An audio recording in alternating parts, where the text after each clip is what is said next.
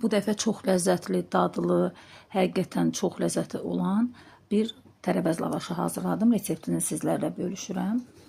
2 kökü, 1 kartofu rəndədən keçirdirik və kənarda qoyuruq.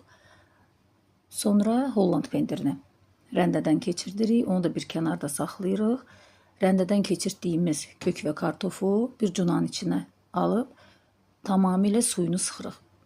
Gördüyünüz şəkildə tam suyu sıxılır və bir qaba əlavə edirik.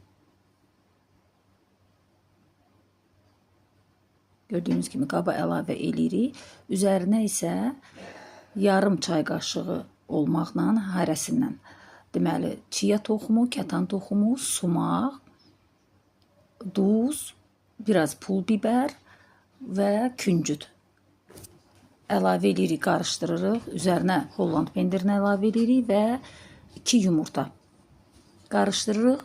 İstədiyiniz formada hazırlaya bilərsiniz. Mən gördüyünüz kimi yağlı kağızları balaca ölçüdə kəsdim. Qazın üzərində hazırladım. Siz istəsəz sobada da soba listinə yayaraq böyük bir lavaş hazırlaya bilərsiniz. Bu üsulla orta xodda hər iki üzünü qəşəng bişiririk. Gördüyünüz kimi yapışmır, cırılmır, çox gözəl alınır. Həqiqətən dadı da çox möhtəşəmdir. İçli nə istəyirsinizsə qoya bilərsiniz. Tək də yeyə bilərsiniz bu lavaşları. Görün necə incə və gözəl alınıb, qırılmır, ovulub tökülmür. İçilik zövqə bağlıdır. Kim necə istəyir elə yeyə bilər. Mən səhər yemək üçün belə hazırladım. İçinə Holland pendiri əlavə elədim. Xiyar, pomidor, biber, reyhan qoyub belə istifadə elədik biz və 2 cür içilik qoydum. Adi ağ pendirlə də hazırladım. Üzərinə naşarab əlavə elədim. Bunun dadı çox gözəldir. Mən naşarabla sevdiyim üçün belə hazırladım. Səhər yeməklərinə çox qəşəng yaraşır.